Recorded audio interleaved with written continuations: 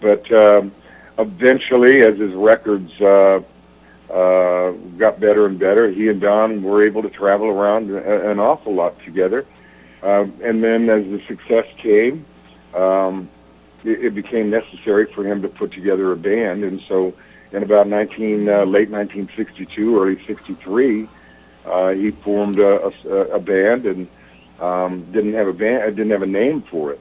And so it was just Buck Owens and his band. And so that's the way they went around for a while. And I understand that the Telecaster, which became so essential to your dad's sound, sort of fell into his lap by accident because he actually had to hawk his guitar, and it was over the 2-week limit. And when he came back, when he had the money to buy it back, and they said, "Well, look at here, try this guitar," and then that's how he came by the Telecaster. Well, that's I wouldn't doubt that's true. I had not really heard that story, but that very easily could have happened, because I know that my dad had to hawk his guitar a couple of times just to just keep gas in the car, or put a little food in his family's mouth, whatever he had to do. But and that story is probably pretty accurate, because he I don't think I know what he liked about the Telecaster, and that is, it had a real biting, high, trebly sound, and he didn't like the rich sounds that you can hear with the bigger guitars like the Gretches or the big Gibsons or any of that. He didn't really care for that. He needed something different, and his thinking on his records and also with that guitar was that back in the old days when they were making the records, and way before FM radio came around, everything sounded so bassy and so low, and he thought to himself, why does it have to be like that? And so I'm going to make my records brighter to make them stand out more around all the other things all the other songs and records that Nashville was producing, that had more of a bassy sound to it, and no drums, and just where it was just a singer, and you could occasionally hear some of the background instruments, but that was all pretty low. And so my dad decided to bring the drums out, bring that trebly sound on the guitar, and his voice fit right in with it, because he had a pretty high voice that was very piercing. It could cut right through a lot of the sounds, and so his record became instantly different than the other records, than what Nashville was doing, and so I think that really had a lot to do with his liking of the Telecaster, was the fact that it was so bright. Well, he was very smart as far as marketing his music goes, because he knew that the radio, as far as the car radio, people listening to the radio in their car, driving along, was how you sold records, because if they heard it, they would pick up that song. So he wanted to, as you said, tailor it for the radio. And I think I read that he even would mixed his records on a pair of speakers that were like car speakers, so he could get that sound that would fit perfect for that.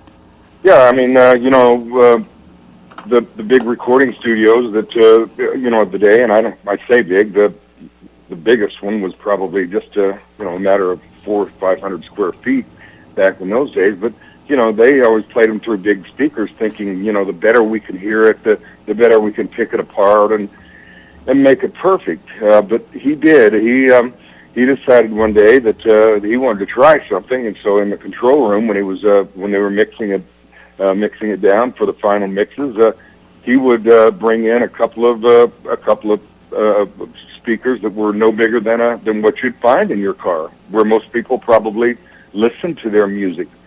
And even their stereos at home.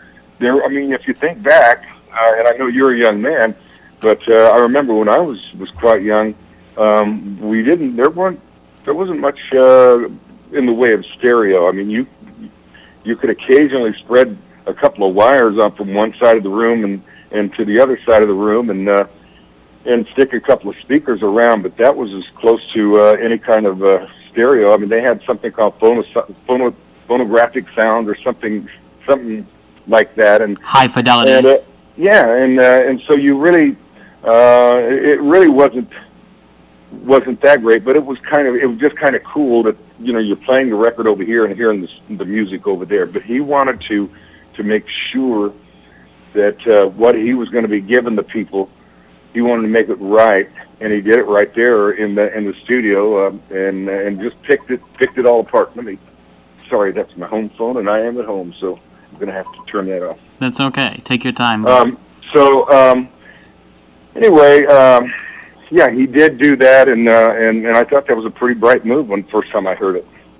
Yeah, I'm not sure how he came up, how he thought of that. I mean, did it just hit him one day listening in the car? Because that's not something you would. I mean, it makes sense hearing it, but I don't think, obviously, no one else had come up with that idea at the time. It was unique to your dad's sound.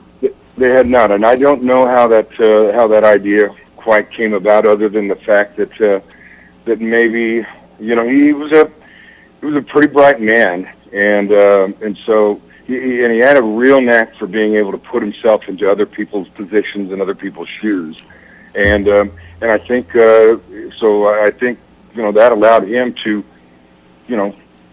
quote unquote put his ears on somebody else and see how it sounds, and so he said, after listening to some of his music on the car radio after mixing it, he said, well, wait a minute, this isn't the way it sounded in there. And so that's why he decided to do that kind of thing, I'm sure.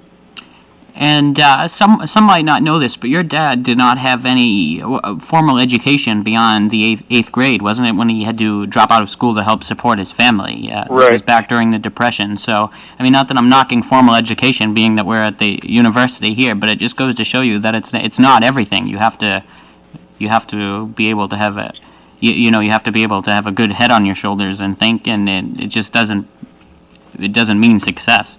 Well, it really doesn't. I mean, I know a lot of college grads that they get out and they say, now what? And what am I going to do? And it's it's just a tough world. But again, I'll go back to what I said a few minutes ago. He was good at figuring out what people needed and what people wanted and what worked. And you are right. He did have to drop out. Times were really tough for him in the early 40s when he was a young boy. He told me that his first job was a paper route. He got a paper route at about 9 years old, and he said it took 2 or 3 hours a day for him to deliver a couple of hundred papers. And he said, but I did it and made I don't know how much money, but I wouldn't imagine he made more than $20-25 a week doing that, but he was glad to do it. And then, when it became a high school age, he was big enough to work out in the field. So he went out and he baled hay and didn't make a whole lot of money, but he slung hay around and did work in the fields from time to time.